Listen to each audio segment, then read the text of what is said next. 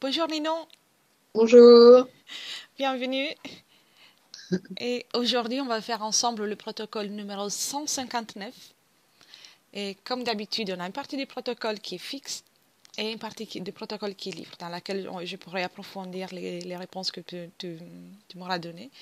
Et pour info, c'est un protocole comme toutes les semaines qui est fait en même temps par plusieurs binômes en plusieurs langues par les départements d'investigation de la team Griffazi. Et voilà. Donc, quand tu veux, on Et y... je connais pas le sujet. Exactement, c'est vrai. Quand tu veux, on y va. On peut y aller. Et ouais, on y va. Tu veux un décompte de combien? Bon, je suis déjà partie ce matin, donc 5 là, ça ira.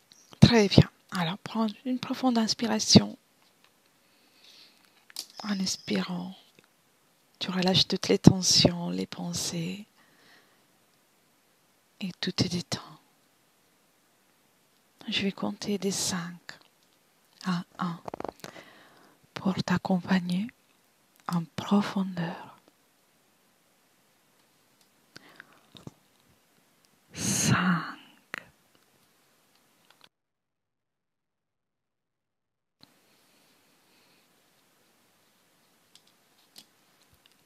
4.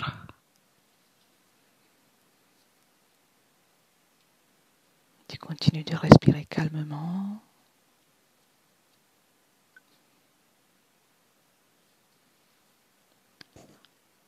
3,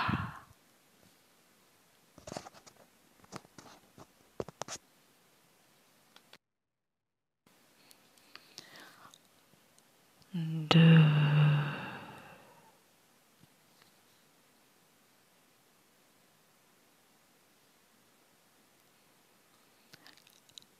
et 1.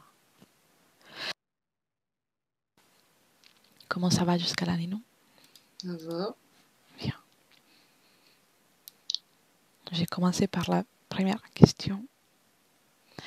Dans les années 70, le photo du satellite SSA-7 ont révélé un grand trou au pôle Nord grâce au ciel dégagé.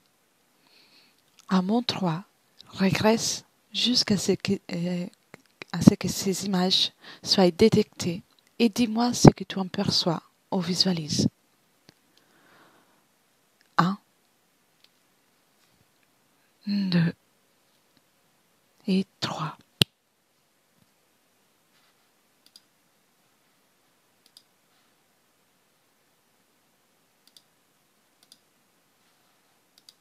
Alors moi, je le vois plus en haut à l'est, nord-est. Oui, Euh, je vois la calotte glaciaire pour l'instant. Je vois comme un forage. oui.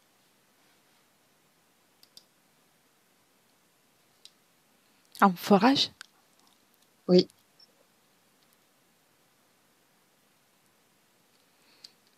ça n'a pas l'air d'être un trou naturel. Mhm. Celui qu'ils ont vu, en tout cas, à cette époque-là. C'est un forage. Ouais, ce qui m'est venu, c'était les carottes là qu'on prélève là dans la glace là. Ça Oui, faisait penser un peu à ça. d'accord, je vois. Oui. Veux-tu rajouter quelque chose? Non, pour l'instant, c'est pas encore. Très bien, très bien. Le 9 juin 1994, la Bolivie a enregistré le pire tremblement de terre du XXe siècle, d'une magnitude de 8,2. Les données recueillies avec les instruments présents aujourd'hui permettent aux scientifiques américains de découvrir une chaîne de montagnes à 660 km de profondeur. Observe les sous-sols de la Bolivie grâce à la vision à distance et dis-moi les informations que tu en on perçoit.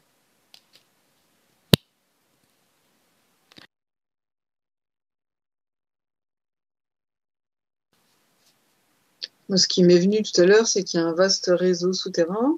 Oui. Plutôt sous le manteau terrestre. Oui. Enfin, au niveau du manteau terrestre, pas en dessous. Pardon, c'est l'inverse.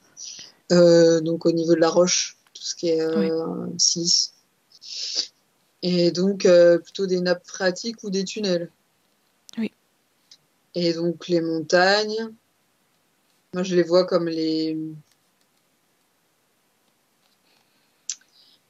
ce sera un petit peu le moule des plaques qu'il y a au-dessus, mais avec du vide entre les deux, quoi. Oui. Voilà. Et tu rajouter quelque chose?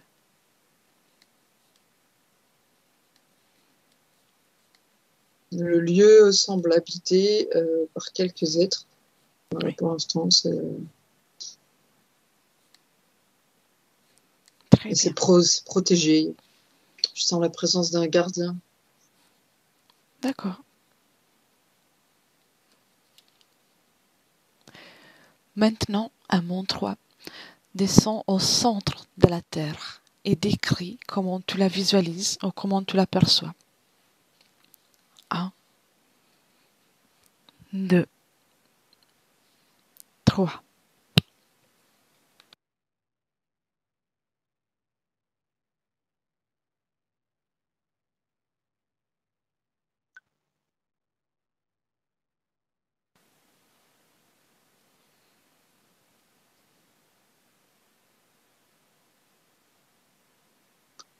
Je sens l'énergie solaire, l'énergie du feu, et pourtant, il y a bien le noyau au niveau physique.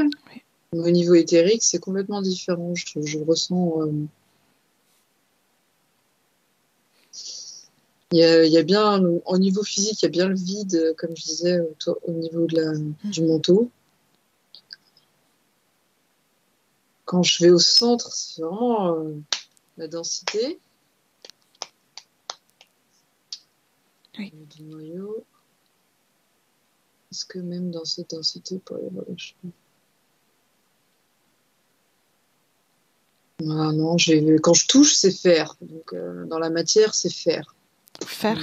Fer. Okay. Donc, bon, voilà, pour l'instant. Par contre, au niveau énergétique, je sens une énergie solaire. Oui. Une énergie qui va à l'encontre de ce que c'est dans la matière. Ça fait plus penser à quelque chose de stellaire, du coup, non planétaire. Et donc, des dimensions différentes. Là, je vois plus un investissement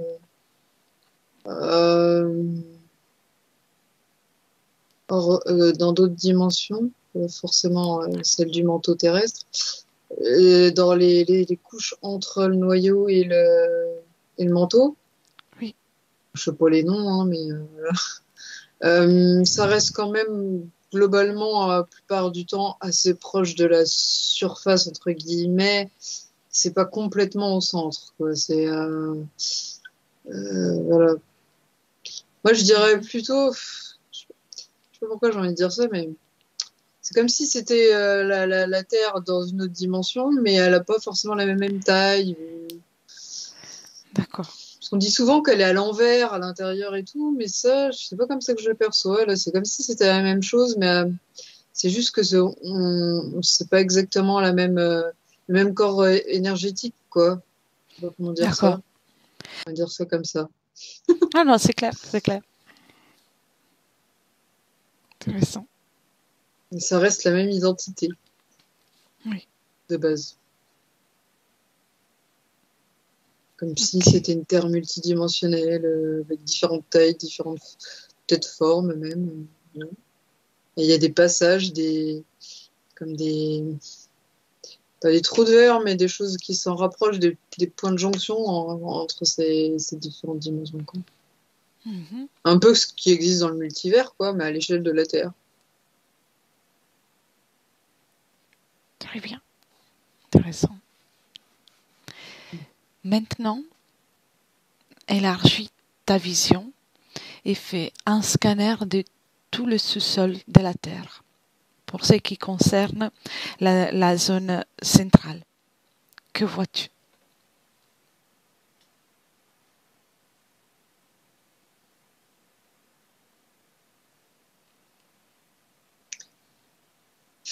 Toujours au niveau matériel, je vois de la lave en fusion.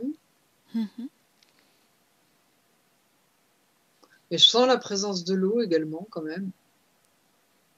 Des cristaux. Ah, intéressant. Il y a des cristaux dans le noyau terrestre, je ressens. Oui. La présence des cristaux dans le noyau qui vibrent. Et ça, c'est complètement indépendant des dimensions, ça, D'accord. dans ce que je ressens. Euh... J'ai l'impression de visiter une maison, une pièce. J'ai pas entendu. J'ai l'impression de visiter une maison, une pièce. Ah, d'accord. C'est marrant. Euh, Si je vais dans les hautes vibrations, je vois des êtres volants D'accord. Qui se situeraient.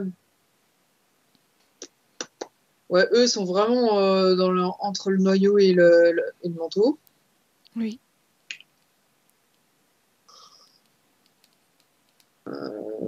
Ils sont semi-matériels, je dirais. C'est pas non plus des êtres hyper éthériques. Voilà.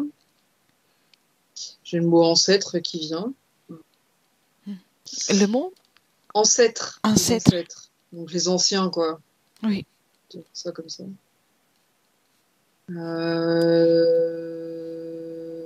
Dans le noyau,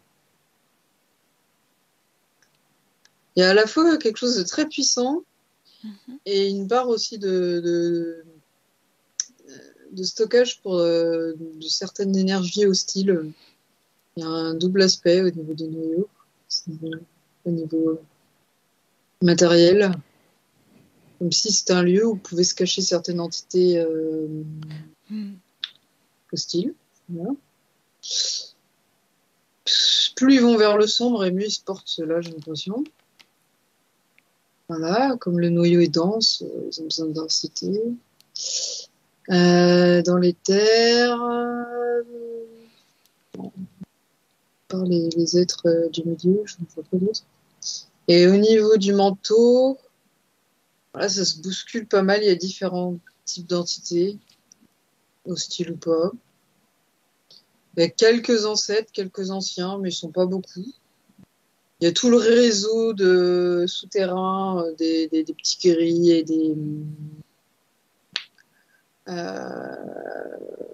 des petits grilles, surtout. Oui. Des reptiliens. Quelques reptiliens terrestres aussi, qui sont pas hostiles.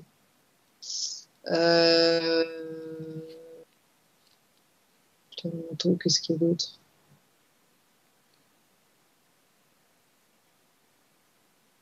Au niveau de l'Antarctique, moi je ressens la présence d'humanoïdes. Je sais pas pourquoi c'est l'Antarctique. Moins dans le pôle Nord. Le pôle Nord, il a pas l'air d'être trop utilisé, à part au niveau des tunnels, quoi. Alors que dans l'Antarctique, j'ai l'impression qu'il est bien investi en termes de lieu. C'est pas un lieu de passage, quoi. Oui. Effectivement, après, quand on se remonte vers la surface, ça crée des liens entre certains lieux, hauts lieux en énergie, ou ce qu'on appelle des hauts lieux, mais qui font en tout cas des lieux, quoi. Oui. Connus par rapport à leur énergie, leur culte, leur point commun, voilà. Il y a des choses qui peuvent se relier, même à travers, qui sont liées avec ce réseau souterrain. Il y a une partie du réseau qui est naturelle, enfin, ouais, naturelle, et une partie qui est aménagée, on va dire, Oui. pour que ce soit plus simple. Voilà. Très bien. Bon, je pense qu'il y en aurait beaucoup d'autres à dire, mais bon, hein, Ah, c'est très bien, c'est très bien. c'est déjà pas mal. Il y a beaucoup d'infos déjà. C'est bien. Alors, on continue. Que perçois-tu si je dis les deux mots suivants? Agarthi ou Agartha? Moi, c'est plutôt l'Agartha qui me vient. Mhm. Euh, c'est le côté ancien. Oui, Je vois beaucoup moins la notion de dualité à cette époque-là. oui, Il y a autant les humains que les humanoïdes et les reptiliens qui sont sous ce nom. C'est plutôt une époque, une ère, en fait, qu'un oui. lieu. On prend souvent ça pour un lieu, mais moi, je vois plus ça comme une époque et une dimension actuelle.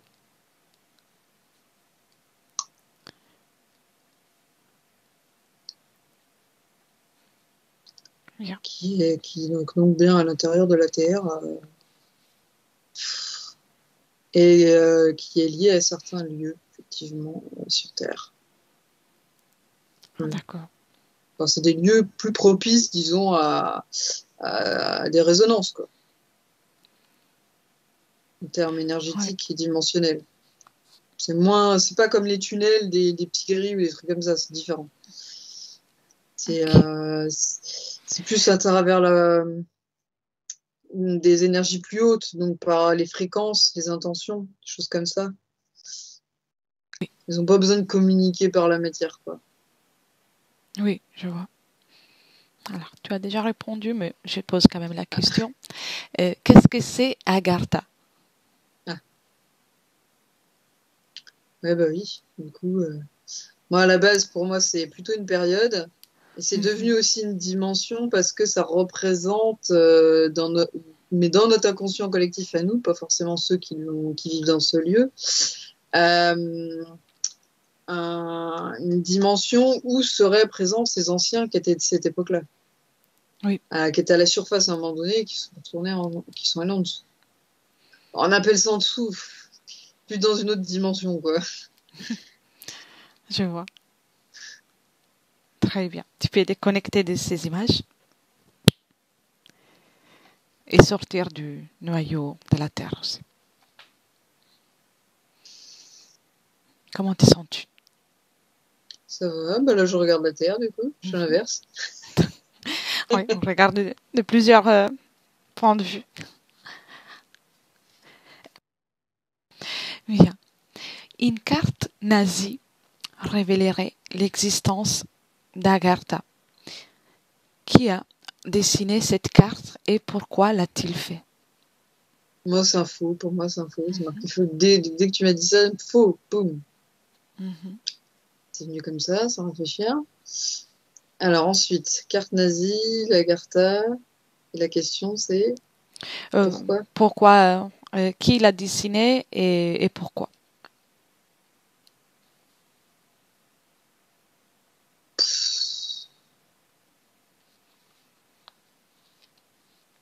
C'est quelqu'un, alors ce qui me vient, c'est quelqu'un qui a une vision, mais pas forcément une vision bonne, parce qu'il n'était pas sous l'influence d'une entité positive. Donc c'est un peu l'idée, pour l'entité, c'est l'idée de disperser, et la personne, elle pensait avoir trouvé le lieu. Enfin, d'ailleurs, elle pense que c'est un lieu, alors que ce n'est pas un lieu. Bon, c'est autre chose. Oui, Et donc, c'est pour ça elle a fait une carte. Et voilà, il y a, comment dire, ouais, un subterfuge, je dirais, parce que c'est pas dans la matière, enfin, Agartha, c'est très très peu accessible dans la matière et c'est pas lui qui aurait pu, quoi. oui, Parce que c'est un nazi pour moi. Enfin, je l'ai pas dit, mais. oui, très bien. Tu peux déconnecter de cette image. La Terre est-elle creuse à son intérieur?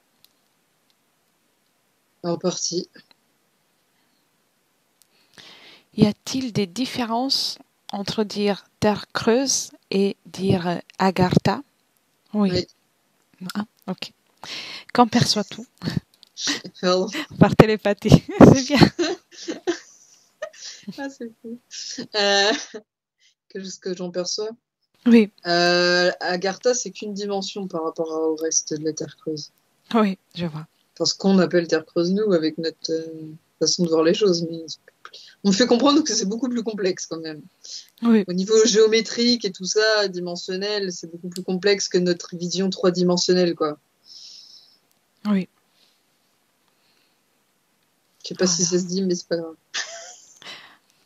Oui. Non, non, c'est très bien. C'est très bien. Intéressant, c'est la géométrie. Bien. Ouais. Quelle est l'entrée ou quelles sont les entrées de la Terre creuse? Alors, déjà, pour Agartha, on confirme que le mont Shasta, effectivement, ça marche. Mais faut atteindre une bonne fréquence, enfin une certaine fréquence. Bonne, c'est autre chose. Une certaine fréquence pour arriver à communiquer. Déjà, premier point, c'est communiquer. Arriver à communiquer, déjà, c'est pas mal. Hein. L'entrée va se faire plutôt en termes de fréquence. Et si on est sur la bonne fréquence, on va arriver à les percevoir et à avoir une porte, éventuellement, ou des chemins. Mais ça va plus être comme un chemin d'éveil. Comment on dit? Un autre mot plus précis. Mais, Initiatique. oui, voilà, merci. Mais pas initiatique fermée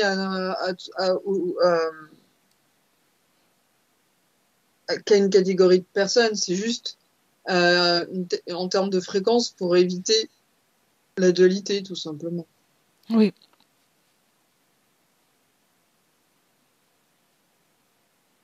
Et donc, est-ce qu'il y a d'autres entrées? Il y a l'Antarctique, un gros réseau là-bas. Ça, c'est surtout pour tout ce qui est nappe phréatique et tout. Il y en a un peu pour ce qui est au niveau des nappes phréatiques, il y a des entrées pas mal partout. Hein. Euh, sauf qu'elles sont souvent, il y a des illusions posées dessus pour pas qu'on les voit, pour ce qui est Ok. les petits gris. Ah oui. C'est complètement différent des autres dimensions. Là, c'est en termes de fréquence. Là, c'est plutôt ils ont posé des illusions pour pas qu'on voit en fait les entrées, les tunnels qu'ils ont créés, les forages, tout ça. Oui.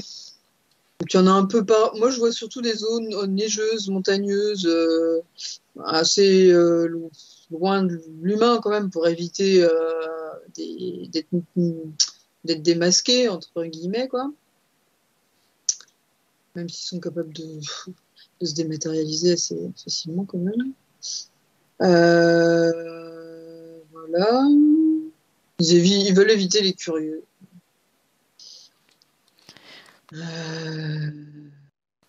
Est-ce qu'il y a d'autres accès?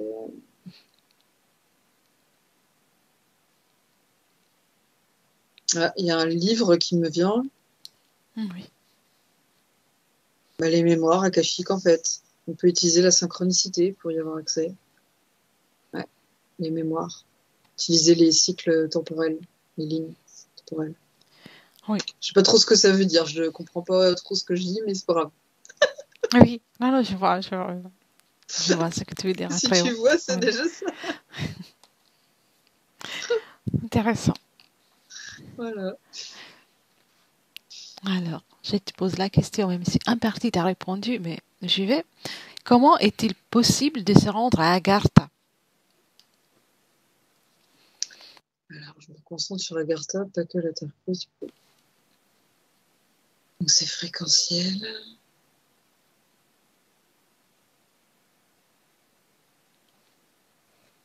J'ai fréquence, vibration qui me vient, le chant, la musique, le son. Ça a l'air d'être assez propre aux humanoïdes quand même. Hmm.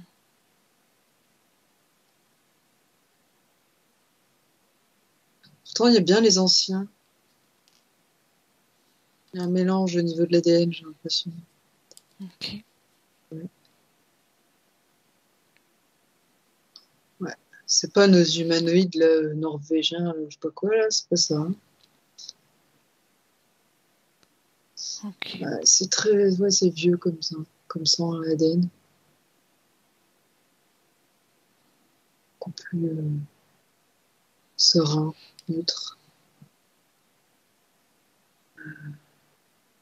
C'était quoi la question? Comment se rendre à Agartha? Bah faire comme on fait là, ça marche aussi. Oh, ah oui, oui, ça aussi, c'est tes réponses. Après, Ouais, voyage astral, je pense que ça marche bien. oui, Pour y rester, bah, il faudrait partir complètement du corps physique. Donc là, j'imagine qu'il faut une bonne oui, ascension. Voilà. oui. Et je pense qu'on peut y avoir accès dans d'autres vies, c'est possible. Hein. Moi, je vois pas ça comme un lieu fermé en termes de fréquence. Voilà, nous, on en est là. Je pense que quand on meurt, on peut choisir d'aller là si on est libre, j'ai envie de dire. Ok, Il y a aussi ce bien, moyen-là. Voilà. bien. Y a-t-il des êtres qui vivent à l'intérieur de la Terre? Oui, non, ou partiellement? Bah, oui, du coup, j'ai déjà Oui, répondu, hein. oui, je sais. Comment sont-ils faits et où vivent-ils? Même si tu as répondu en partie, mais Ah il y ouais. aura des choses intéressantes encore. Ah, c'est vrai que moi, les plus hostiles, je les sens vraiment au niveau du noyau. Mhm. En partie, hein, pas complètement, parce qu'il y a les cristaux qui protègent une bonne partie du noyau quand même. Donc, ils ont investi qu'une petite partie, je dirais, allez, 25%, c'est pas énorme. Hein. Ok. Et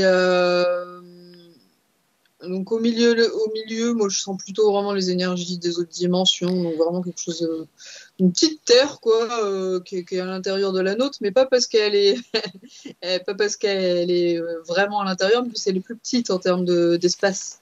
Parce qu'il y a moins de Oui. personnes concernées, en fait, donc moins de superficie ou d'espace-temps, je sais pas trop comment dire ça. Oui. Et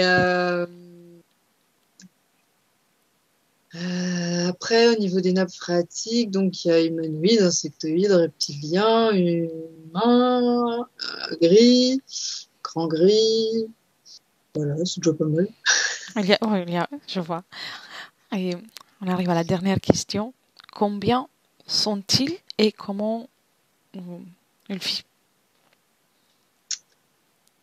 Alors, donc les entités qui sont dans le noyau, c'est vraiment des trucs lourds, c'est des trucs qui ont besoin de se recharger, qui sont pas Mhm. bien, qui sont déjà attaqués par le bien, on peut dire ça comme ça, pas attaqués, mais euh, qui sont en phase de transmutation, si on veut, dans un sens. Mhm. Il- c'est un peu bizarre de dire ça, mais ils ont presque plus espoir en l'ombre, si on peut dire ça. Oui, Et voilà, ils sont dans une phase de peut-être de conscientisation, quelque chose. On sent qu'il y a vraiment, c'est un dépôt, voilà. C'est ce genre de choses qui sont dans le noyau. Par contre, ceux qui sont encore bien sur la racise et tout, là, ils sont plus au niveau donc du manteau. Et leur nombre, j'ai entre 15 et 20 000 qui me vient comme ça. d'accord. Mais ils sont pas tous. Ils- c'est compliqué de dire un nombre parce que il y a ceux qui vont être là au niveau matériel et ceux qui vont être là au niveau immatériel et qui vont. Bah, il y a, comme je dis d'habitude, il y a toujours les petits gris qui sont là pour se matérialiser, puis les autres ils sont derrière à regarder et à faire les marionnettes, quoi. Donc bon, c'est disons qu'en moyenne on peut dire à peu près ça, mais c'est très aléatoire quand même. Oui, Ça va dépendre des besoins de ces messieurs dames. intéressant. Et tous ces êtres, surtout par exemple les hostiles ou ceux qui sont, que tu vois, tu as vu les reptiloïdes, humanoïdes, ont-ils les mêmes caractéristiques de ceux qu'on voit dans les terres, dans les sessions? Ceux qui sont au niveau des nappes phréatiques, oui. Mhm. Ceux dans le noyau, c'est la première fois que je les ressens. Au début, je pensais aux êtres un peu gluants, noirs que j'avais vus à l'intérieur de la Terre, mais pour moi, c'est pas les mêmes. C'est encore autre chose. C'est des âmes qui, un peu comme si c'était un genre de, comment on dit là, entre le paradis et l'enfer, Et purgatoire. voilà, un genre de truc comme ça. Et au niveau d'Agartha, par contre, bon, je pense qu'il y a d'autres dimensions encore, hein, Oui. mais bon, on va se concentrer dessus. Euh, Ils se sont plus développés, mais pas tant que ça, parce que j'ai l'impression que leur longévité, elle est plus... Enfin, c'est pas une histoire de longévité, mais plus... Comme ils sont plus dans les terres, ils n'ont pas autant de différence entre la vie et la mort, quoi. Je sais pas trop comment dire Oui. ça, mais c'est pas l'éternité du reptilien qui veut pas mourir, quoi. C'est pas la même chose. Ils sont plus connectés à leur âme, donc c'est plus l'éternité de l'âme que je ressens, je pense. Donc, à niveau des ADN éthérique, c'est différent ou c'est le même? Non, non, non, c'est différent. Eux, je disais, c'était plutôt proche des humains, humanoïdes, les anciens, quoi. Il y a quelques reptiliens dedans, reptiliens de la Terre, Mhm. pas ceux qui sont venus, c'est pas les Anunnaki, hein. Je vois pas trop autre chose, hein. Non. Ok, très bien. Ah, c'était une curiosité. Tu peux déconnecter de tout ça. Comment te sens-tu? Ça va, Bien. j'aime Eh, bien. oui, c'est très intéressant. Observe maintenant, même tu peux regarder même à distance, là où tu es plus à l'aise, tous les réseaux de la Terre que tu vois à l'intérieur de la Terre. Et donc tous les réseaux et les lieux à niveau physique. Combien de passages, s'il est possible de donner un chiffre, même aléatoire, tu vois? Alors, de manière, si vraiment je veux aller à l'essentiel, il y a 3 passages principaux Mhm. et c'est créé en géométrie. Oui. C'est pas n'importe quel point de la Terre qui sont utilisés. Ils utilisent les chakras de la Terre. Et même eux, hein. Ouais. Bah oui, parce qu'à la base, ils utilisent des choses qui sont déjà présentes sur Terre. C'est pas eux qui ont créé ça de base, hein, le réseau. Ils ont aménagé les réseaux, mais ils n'ont pas tout créé. Ils ont utilisé Mhm. quelque chose de déjà d'existant, de préexistant. Et sinon, il y a des ramifications multiples, hein. D'accord. Ouais, il y en a beaucoup, hein. Pour en parler comme d'un système sanguin de la Terre, D'un système, sanguin, comme un réseau ou des racines, c'est quand on ouais, observe. ouais, je vois. C'est comme, on va dire, c'est un peu comme le réseau routier qu'on a en France, quoi. Les grandes routes, les petites routes, les plus petites, ça fait Ok, des. intéressant. Et les géométries, tu as parlé des géométries spécifiques. Est-ce qu'il y a des formes en particulier que... Ouais, je voyais un triangle, moi, en 3. Mhm. Il y avait 3 points avec. Où convergent ces trois pointes, plus ou moins?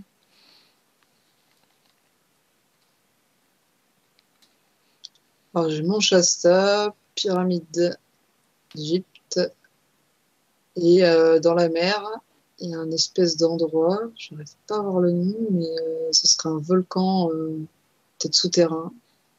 Et ça fait les 3 lieux. Intéressant.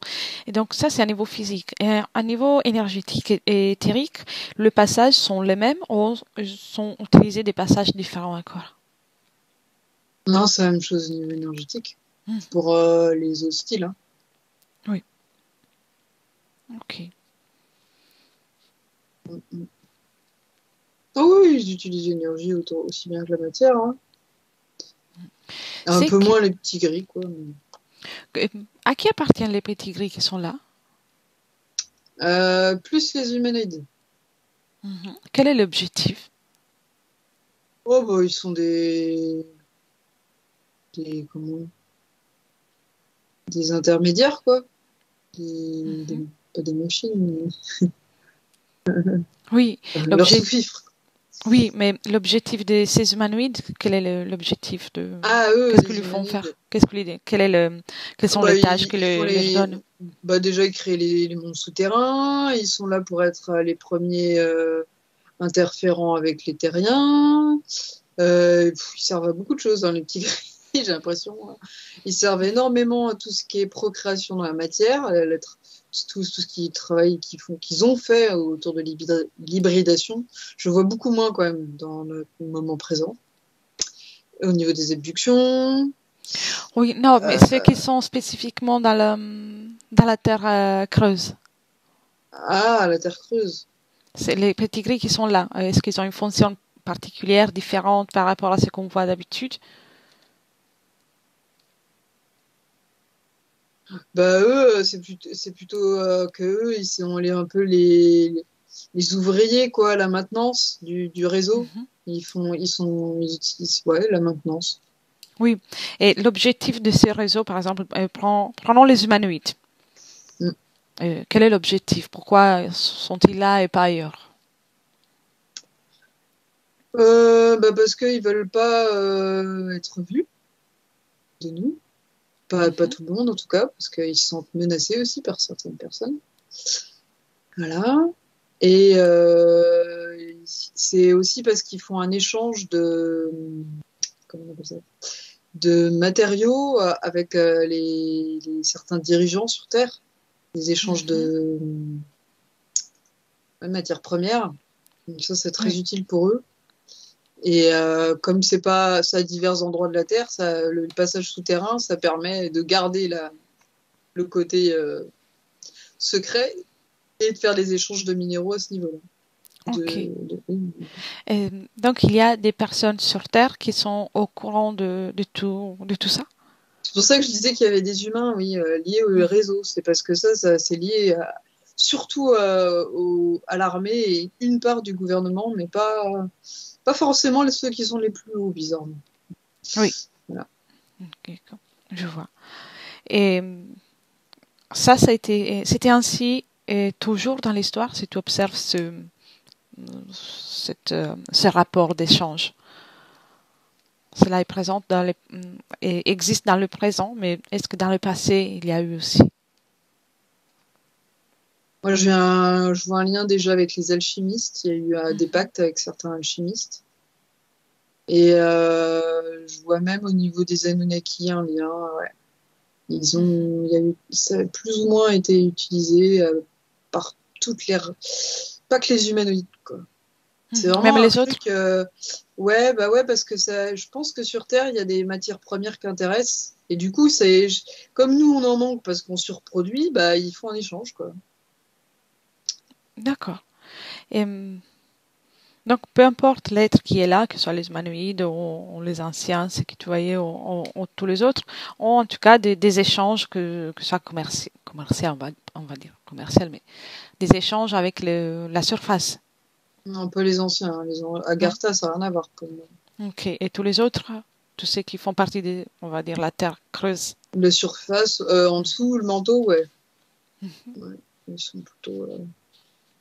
Il y a quelques anciens aussi sous le manteau, mais eux, bon, c'est plus par volonté de s'isoler, ils sont pas trop en lien avec les autres, hein.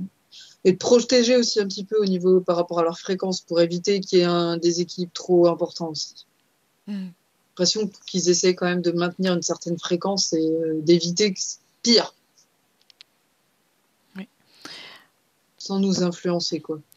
Parmi toutes ces populations qu'il y a dans la totalité de la Terre creuse, est-ce que entre eux sont tous en contact, sont tous là en connaissance de l'autre ou pas du tout, ou en partie? Non, bah, ceux qui vont être dans les plus hautes fréquences, forcément, ils vont voir les autres. Mhm. Mais enfin, moi, ceux d'Agartha, je les vois complètement, enfin, ils sont pas indifférents dans le sens où ils ont de la compassion, mais, ils- bah, disons que, comme je disais, les anciens, ils vont essayer, d'utiliser leur fréquence pour remonter l'énergie de la Terre, mais j'ai l'impression que leur libre arbitre, il va jusque-là, et ils nous laissent le nôtre. Donc, du coup, voilà, ils ont connaissance des hostiles, mais voilà, l'action qu'ils peuvent faire, c'est ça. Par contre, les autres, non, ils les voient pas. Ils Oui. sont pas dans les mêmes dimensions. Oui, avec le fait qu'il y a une multidimensionnalité, donc ils ne Par peuvent contre, pas se... ceux qui sont plus aptes à voir un peu Agartha, ce seraient les humanoïdes, parce qu'ils ont des liens quand même parentés. Et certains humanoïdes ont comment dire, c'est comme une élévation, mais plutôt, ils sont enlevés pas au niveau fréquentiel, mais comment dire ça. Ils ont certaines facultés qu'ils ont utilisées à mauvais escient. Donc, Oui. ils ont réussi à garder malgré leur côté hostile. Donc, Je vois. eux, ils peuvent voilà, avoir accès, mais bon, très limité quand même. Hein. Oui. Et parmi, admettons, prends les êtres qui font partie que d'une seule dimension, mais qui sont éloignés au niveau d'un certain espace, si on peut parler d'espace, est-ce qu'ils sont en mesure de savoir, d'être à connaissance de la présence des autres ou pas du tout? De ce qui leur ressemble, en fait, leurs semblables. Ah bah pour moi, de toute façon, ceux qui sont dans le manteau, ils travaillent ensemble. Hein. Donc, que ça l'un à côté de l'autre ou Ouais, éloignés, il y a une collaboration, en tout cas. oui, tout à fait. Et parmi ceux-ci, est-ce qu'il y a une entité ou un être qui gère tout ça?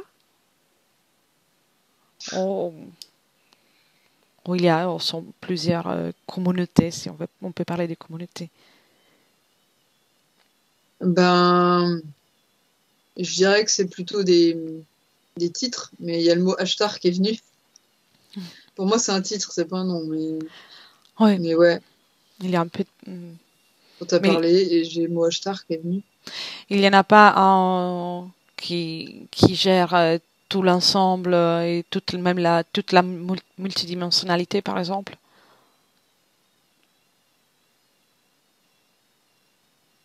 Au niveau de la Terre,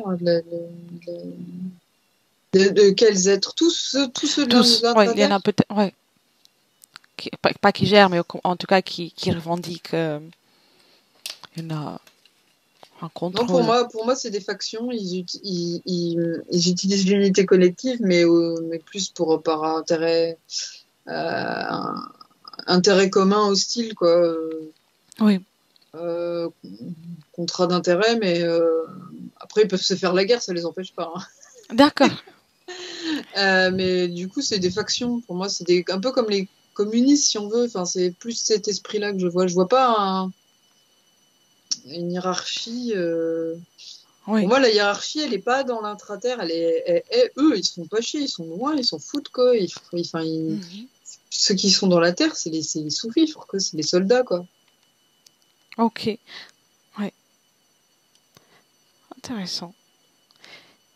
Et est-ce que dans la Terre creuse, peu importe, d'une façon générale, ils subissent ou ils ressentent les mouvements qui peuvent, qu'ils soient énergétiques ou physiques, qui sont en surface? Surtout ceux qui sont proches de la matérialité. Mhm. Mais de manière globale, oui, de toute façon, tout le monde est interrelié, donc il y a forcément je ressens une espèce d'unité à ce niveau-là. Ok. Et Parce qu'il y a la même identité de base de Gaïa, quoi. Là, vraiment, oui, ce truc-là. de la Terre. Ouais. Et donc, je pose quand même la question pour ce qui se passe euh, dans la Terre creuse. Est-ce qu'il y a des conséquences par la suite en surface, s'il y a un mouvement en particulier? Tout est interrelié pour moi. Mhm. S'il y a quelque chose qui se passe au-dessus ou en dessous, dans n'importe quelle direction, dimension, ça va influencer. C'est comme dans l'univers, c'est pareil. Oui. Euh, Même là, en surface, c'est la même chose. Bah, là, c'est la même chose, mais avec des dimensions encore plus multiples. Oui. Et c'est Voilà. le fait qu'il y ait plusieurs dimensions de des différentes fréquences, de différentes aussi, comment dire, et densité, Mm. ça permet de garder cet équilibre. Oui. Ok, je vois. Intéressant. Tu peux déconnecter de cette image. Comment te sens-tu? Ça va. Ça va? Je vois Ok. la Terre, mais quand je regarde la Terre, maintenant, je vois comme des espèces de petits anneaux autour d'elle, comme si elle tournait, ou je sais pas trop comment, je sais pas ce que ça veut dire. Comme un atome? Tu sais comment on dessine les atomes d'un certain livre? Ah ouais, ça pourrait être ça. Je vois Observe. deux anneaux, tu vois, qui tournent autour de la Terre. Comme Tout si en, elle re- voulait montrer qu'elle était en ascension. Je sais pas trop qu'est-ce qu'elle veut dire. tout en restant là où tu es et déchiffre la fréquence de ces anneaux. 856. Mhm. C'est pas des anneaux qui sont dans notre dimension, c'est pour ça que je savais pas. Et les deux d'ailleurs, ils sont pas dans la même. Ils sont bleus, pas le même bleu. Il y en a un bleu clair, un bleu indigo. Est-ce que cela, c'est quelque chose qui se forme à certaines périodes, à des cycles, à des Ouais, moments parce que particuliers? c'est pas l'aura de la Terre, je le vois jamais comme ça. Donc là, je me demande ce que c'est. Non, observe seulement. C'est Dis-moi ce que tu vois. elliptique, c'est elliptique. Bah, j'ai l'impression que c'est un mouvement de la Terre, Sans mais sur réfléchir, sur observe une autre. seulement.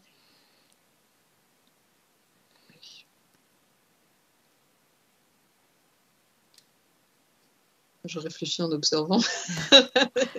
Moi, je voyais comme quelque chose, tu vois, une ellipse, Mhm. et comme quelque chose qui tournait autour de la Terre, mais qu'on voit pas dans toutes les dimensions. Tu peux identifier. Si tu ne réfléchis pas, tu peux t'identifier de suite. Si c'est une Ben, moi, fréquence, une énergie. j'ai pensé à Nibiru, mais bon, je suis pas sûre.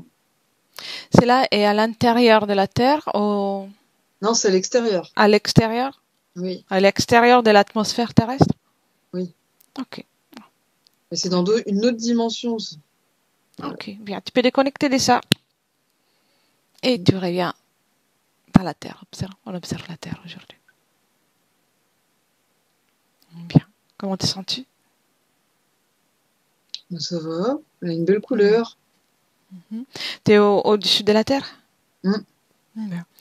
Et observe depuis là où tu es et si les passages pour la Terre creuse sont visibles au niveau énergétique, bien sûr. Ben oui, je revois le triangle là, de tout à l'heure. Ok. Pour nous, en tant qu'être humain, oui, ils sont visibles, puisque c'est des densités proches. Oui. Et comment elles se montrent? Comme des grottes, comme des passages de... Ouais, ça va ressembler à des passages secrets, mais un peu plus naturels, quoi. Comme une grotte très en tunnel, avec divers tunnels, quoi. Oui. Une nappe phréatique, des fois il y a des lacs, des fois il n'y en a Et, pas. oui, donc Ça tout peut ça, être très vaste ou très. c'est visible. Bien. Tu peux déconnecter de ça.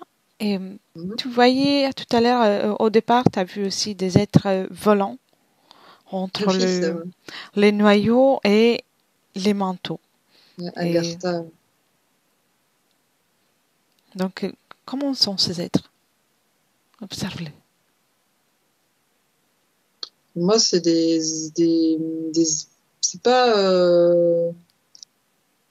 C'est plutôt une intelligence animale, Mhm. ce qui se reproche le plus pour nous.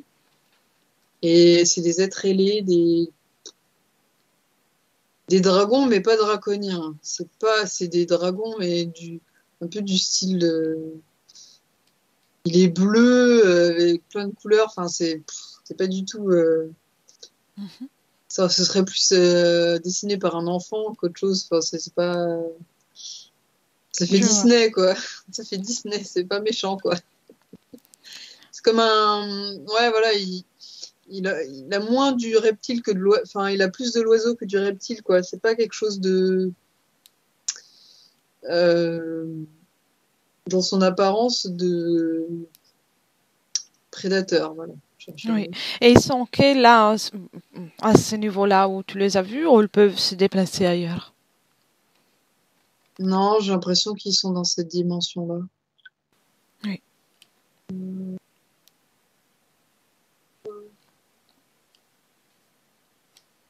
très bien. Ils pourraient s'ils voulaient, mais ils ont pas besoin. Ils n'ont pas besoin, ils sont bien où ils sont. Oui, je vois. Et maintenant, observe les cristaux. Tu parlais des cristaux que même s'ils sont proches du noyau, sont indépendants euh, de tout ce système dimensionnel. Si j'ai bien compris. Moi, je vois plein de couleurs différentes. Bon, la Mhm. dominance, c'est quand même le violet, mais c'est comme ça que je vois l'aura de la Terre. Je sais pas pourquoi. Et c'est comme si c'était son ADN ou son identité. Mhm. C'est pour ça que c'est indépendant. C'est comme si c'était le code source de la Terre, quoi. Oui, donc c'est comme au-dessus de tout le reste. Ouais. C'est Ok. l'information première, quoi. Sont, il y en a partout vers le noyau ou qu'un endroit en particulier? C'est parcimonieux, mais plus on va vers l'intérieur, plus il y a plus c'est cristallin. Ok. Bon, c'est vraiment son essence, donc. Ouais, pour moi, oui. Bien, très bien. Ça émane même de la lumière, hein. Oui, donc à propos des lumières, tous les êtres ou les endroits que tu as vus, sont-ils illuminés, au moins pour ceux qui sont dans une densité presque dans la physicalité? Est-ce que les êtres qui y sont ont besoin d'une lumière ou ils se déplacent à travers un Ah, autre sens? ils ont besoin de la lumière du soleil, c'est ça la question? J'ai pas compris. Oui, ont-ils besoin d'une lumière pour pouvoir se déplacer et Ah, agir de voir, de voir. au, pour eux, ce n'est pas nécessaire parce qu'ils ont Alors ceux peut-être. qui sont dans le noyau, non, parce que eux, c'est plus du tout carrément des êtres incarnés. Donc, Mhm. ceux qui sont dans les nappes, alors les anciens, eux, ils utilisent leur sens, leurs autres yeux, quoi. Mhm. Oui. Et les hostiles, ouais, ils ont besoin de la technologie. Alors, ils ne sont pas en mesure de se repérer, oui, de trouver un repère différemment, sans la technologie. J'ai l'impression que certaines espèces ont développé le côté, ce qu'ils disent chez nous, là, qui peut s'apparenter, c'est les êtres nocturnes qui voient de loin, là, les nyctalopes, là, les albinos. Oui, Mais comme il y a beaucoup de va-et-vient, c'est très rare quand même de développer ça, cette capacité-là à voir dans le noir. Ils vont plus utiliser la technologie comme c'est plutôt leur gamme. Mm. Il y en a, par exemple, chez les humanoïdes, ça va être les ultrasons. Ils oui, vont faire comme avec les animaux marins, par exemple. oui, je Parce que vois. justement, il y a la roche, donc ça aide au niveau de l'écolocalisation. Voilà. Bien, très bien. Donc, maintenant, observe tout dans l'ensemble, juste comme un coup d'œil, juste pour comme faire une photographie de ce que tu es en train d'observer. Et maintenant, remonte il y a 2000 ans. Remonte le temps il y a 2000 ans. Et dis-moi s'il y a des différences ou si la situation était la même pour ce qui concerne la Terre creuse.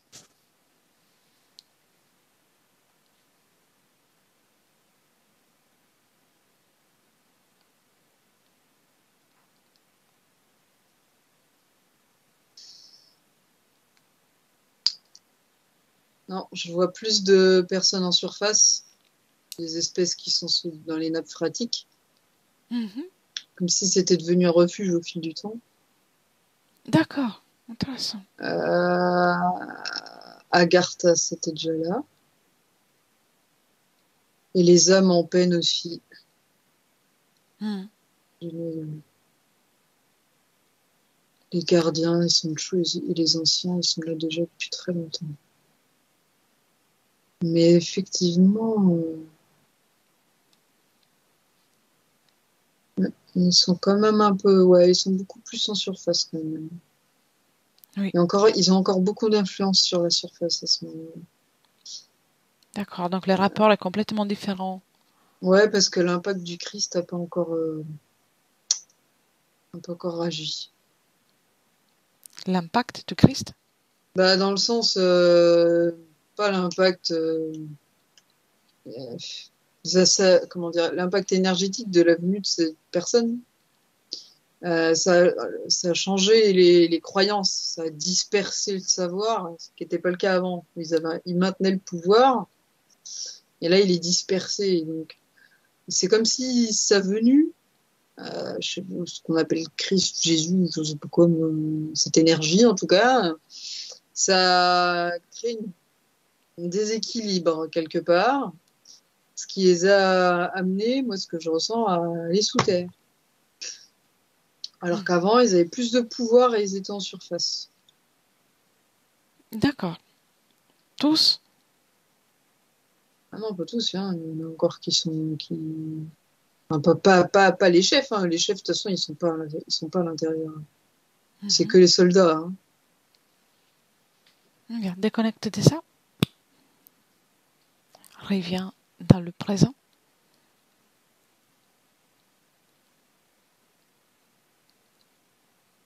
Comment te sens-tu?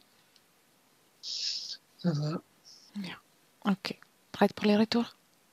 Ouais. Bien. Alors, Ninon, commence par déconnecter des tout et des tous. Tu reviens dans tes énergies complètement déconnectées. Et tu commences par te régénérer, ressentir ton corps qui récupère toutes les forces, revigorer avec le 1. Tu es complètement déconnecté des tout et de tous. Choisis une fréquence pour ce retour, une belle fréquence, celle que tu préfères pour poursuivre cette soirée. Avec les deux, maintenant, c'est le corps physique qui ressent toute cette pétillance, cette joie de vivre, ce bien-être que tu es en train de créer à partir du centre de ton corps. Et avec le 3, quand tu veux, tu peux réouvrir les yeux.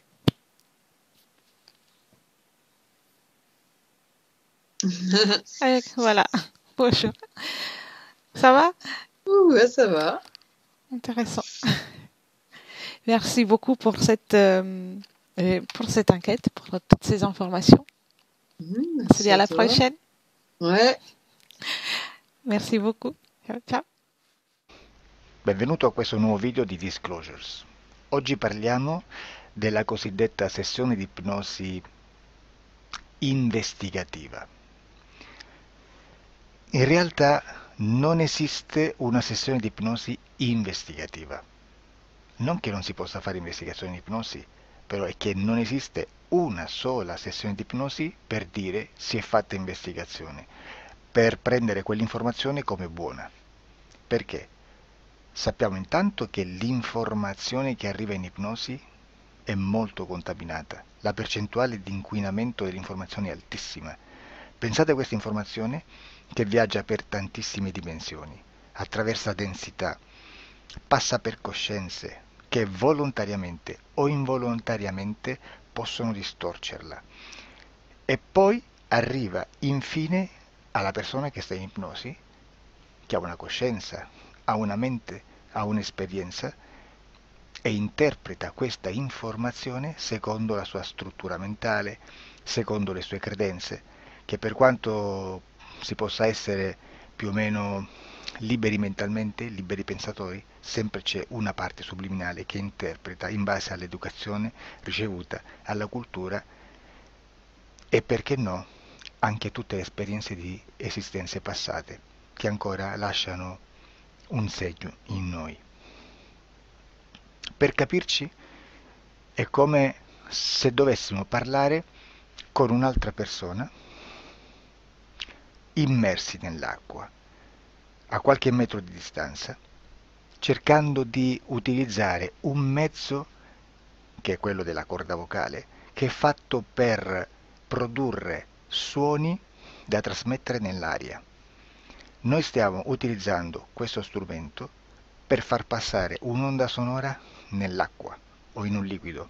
Chiaramente il suono viene completamente distorto, sempre ammesso che sia per il nostro corpo facile e non difficoltoso poterlo fare senza avere dei problemi come ingurgitare acqua o eccetera. Ma non solo. Supponiamo che per questo tipo di comunicazione utilizziamo anche due lingue diverse, per esempio un italiano e un russo o un giapponese. Per quanto possiamo anche interpretare il labiale, non possiamo capire quello che ci sta dicendo, perché la lingua è diversa. La lingua, diciamo, da dove parte l'informazione a dove arriva è completamente diversa, il codice, il linguaggio è diverso, ma possiamo anche cercare di capirci attraverso i gesti, attraverso le espressioni facciali. Per quanto sia ipoteticamente facile poterlo fare sott'acqua, però non dobbiamo dimenticare che l'acqua non è l'aria e può distorcere l'immagine, ma non solo. Dobbiamo anche pensare che l'altra persona, che parla un'altra lingua, che viene da un'altra cultura, potrebbe interpretare i segnali che noi interpretiamo come X in Y. Per noi un sì è abbassare la testa dall'alto verso il basso, per esempio, sì, e il no da sinistra verso destra, no. In alcuni paesi orientali, come le Filippine credo o qualcun altro, utilizzano esattamente gli stessi segni, ma al contrario. No, sì. Immaginate due persone di queste due culture che stanno cercando di comunicare in maniera così difficoltosa e alla fine non gli rimane altro che interpretare il linguaggio corporale. Sì, che per l'altro invece no. Cosa voglio dire con questo esempio estremo? Che l'informazione da dove parte a dove arriva viene completamente deformata. Non sappiamo esattamente quale percentuale perché ogni situazione è a sé stante, però la percentuale di inquinamento, di distorsione, di contaminazione di questa informazione è assolutamente alto.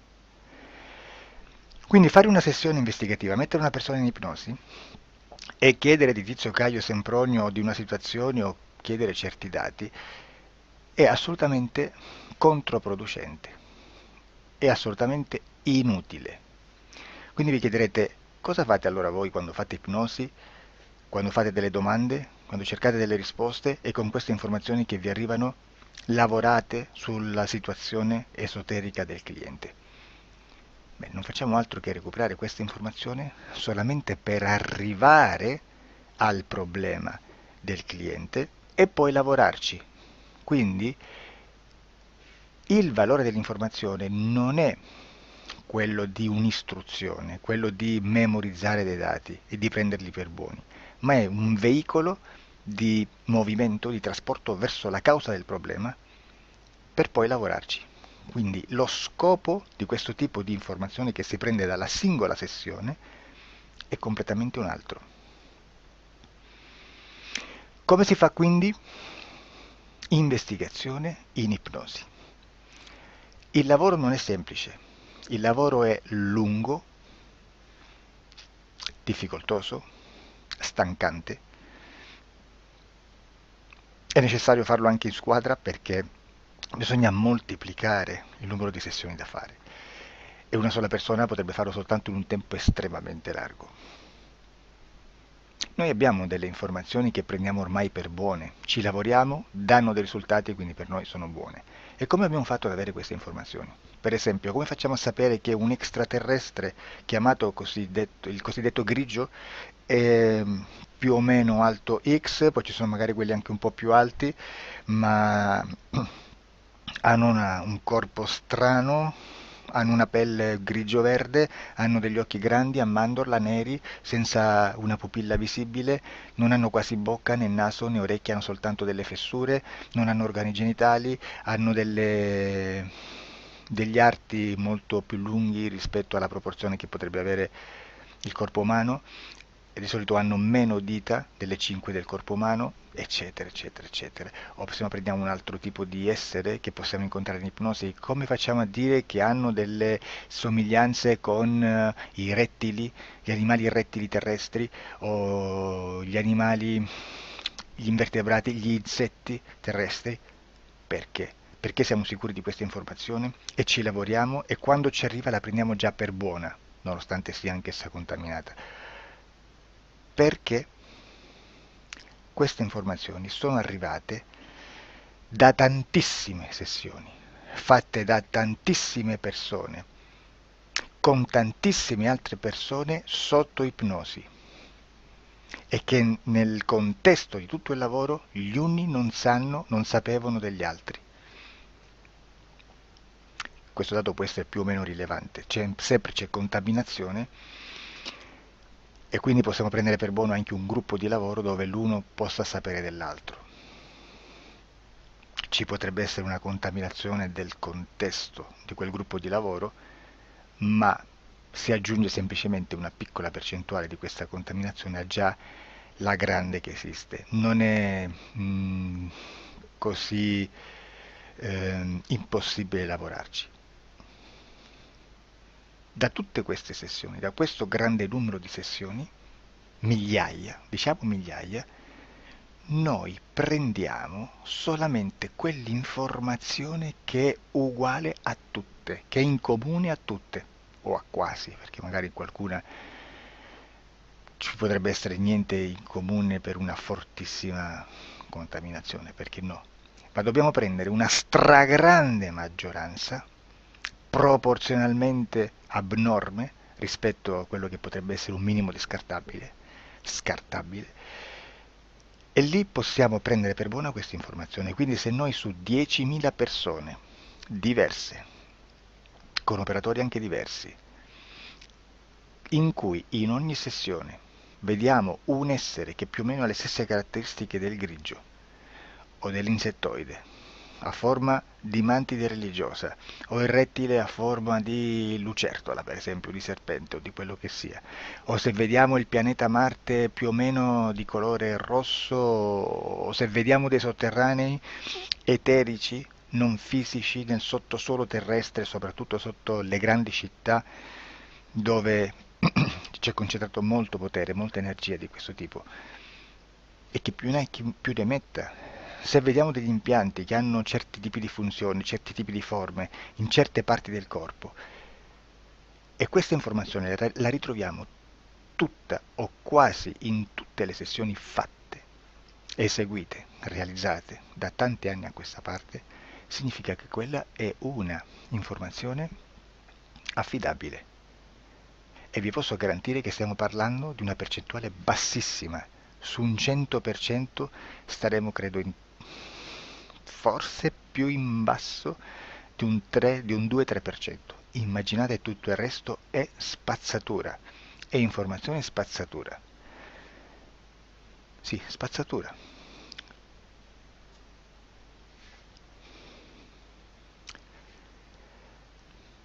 C'è anche un'altra cosa da dire. Supponiamo che un operatore faccia un'ipnosi e voglia andare a vedere cosa fa Tizio, cosa fa Caio, cosa fa Sempronio. Arrivano delle informazioni e si dice che Tizio è biondo, Caio è zoppo e Sempronio è uno sportivo. Intanto già abbiamo detto che una sessione soltanto non serve, d'accordo? Ma poi c'è da dire che una coscienza, un essere, in ambiente subliminale, la sua parte subliminale potrebbe non dare autorizzazione a questa fuoriuscita di informazioni. Mi potreste dire, e allora tu quando chiedi agli esseri cosa fanno, cosa non fanno? Beh, intanto la prendo sempre con le pinze perché abbiamo sempre detto che tutto è molto contaminato e mi serve solo per dirigermi da una parte. Ma c'è anche da dire che se un essere interferisce con l'altro, ha aperto un canale di comunicazione a cui non può ovviare, a meno che non lo recida, non lo annulli. Quindi quando io faccio la domanda a un essere, se lo faccio attraverso l'interferito, mi arriva l'informazione per un canale aperto che sottostà alla volontà dell'interferito. Sulla volontà dell'interferito parleremo in un prossimo video disclosures. Però, se io voglio fare un'investigazione sopra Tizio, Caio e Sempronio che non hanno nessun collegamento, nessuna interazione e nessuna interferenza con il soggetto con cui io sto realizzando l'ipnosi, non è detto che mi arrivi questa informazione. Assolutamente. Potrebbe esserci completamente un muro. Come potrebbe esserci informazioni perché quell'altra parte potrebbe autorizzare comunque. Ma non è detto. E comunque quando ci arrivano informazioni, in una situazione di non interferenza o non interazione, non possiamo sapere esattamente se sono informazioni che ha autorizzato la parte subliminale dell'altra persona o dell'altro essere, o qualche altro essere, qualche altra entità furba, approfitta della situazione, osserva quello che sta succedendo, si mette in mezzo, si fa passare per l'altro e dà informazioni, ovviamente distorte, prima perché poi non è detto che debba conoscerle, e anche se fosse potrebbe manipolarle a sua volontà e a suo vantaggio. E quindi immaginate che situazione ridicola ci si viene a trovare, in quale situazione ridicola ci si viene a trovare in questi casi. Da qui si vede quando un operatore riesce a utilizzare l'informazione in ipnosi come per lavorare su un soggetto. Da qui l'osservatore attento delle sessioni di ipnosi riesce a capire se quell'ipnosi è un'ipnosi affidabile, un'ipnosi con un livello di informazione certa, con una alta percentuale di informazione certa. Non vi nascondo che in futuro potrei anche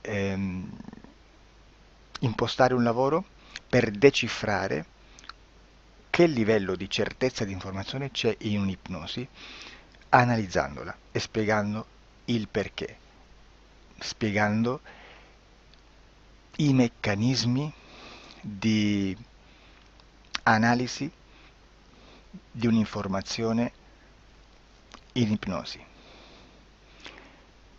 che poi anche è molto istintivo. Supponiamo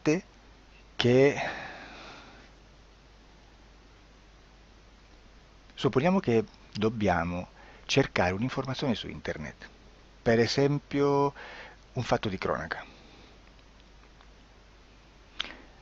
Voi preferite mettervi su un sito ufficiale? A caso. L'ANSA in Italia,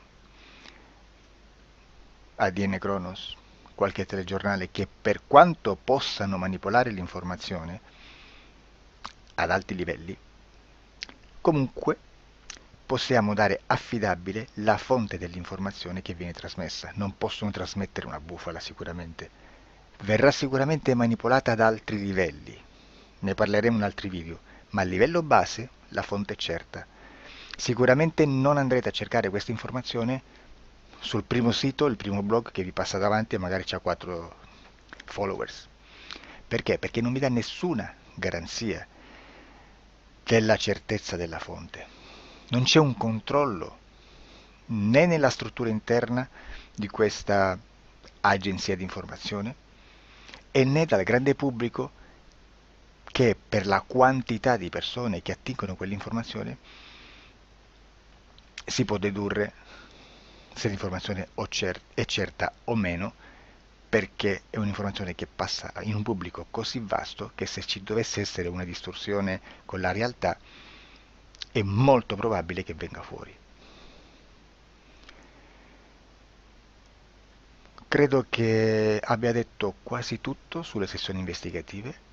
Prima di chiudere aggiungo che proprio per questo stiamo conducendo dei cicli di investigazione in ipnosi regressiva che comprendono tante sessioni con persone diverse, con una buona o eccellente suscettibilità ipnotica sicuramente, per poter indagare su spazi ristretti su alcuni temi. Perché dico spazi ristretti? Perché se andiamo a prendere eventi grandi nel tempo, nello spazio, storici, parlare di qualcosa di molto generico implica una quantità di sessioni abnorme. Immaginate se dovessimo fare una sessione investigativa sui buchi neri, quanta informazione ci sarebbe e quante informazioni da filtrare. Sarebbe quasi impossibile farlo in questa maniera. Ma se noi riduciamo lo spazio di investigazione, se noi prendiamo per esempio, investighiamo sulla pedofilia nella Chiesa Cattolica, ecco, se già restringiamo il campo d'azione è molto più facile che possiamo attingere informazioni affidabili, presuntamente affidabili, con un numero di sessioni sicuramente alte, ma ridotte rispetto ad altri tipi di sessioni molto più generiche, su temi molto più generici. Quindi per fare anche delle investigazioni su temi molto generici bisogna suddividerli in temi, in dettagli, per poi alla fine, quando tutta l'informazione è stata filtrata ed è stata dedotta l'informazione comune, si possono mettere insieme per cominciare a costruire il quadro, mettere insieme tutti i puzzles. Questo è il vero senso dell'informazione in ipnosi, quando si fa ipnosi investigativa. La sessione per risolvere una problematica, un problema, con una presunta origine esoterica di un cliente, di una persona, è un'altra cosa, sono altri metodi, altre tecniche e l'informazione si usa in un'altra maniera, ha un altro scopo. Grazie, ci vediamo al prossimo video. Disclosure. Ciao.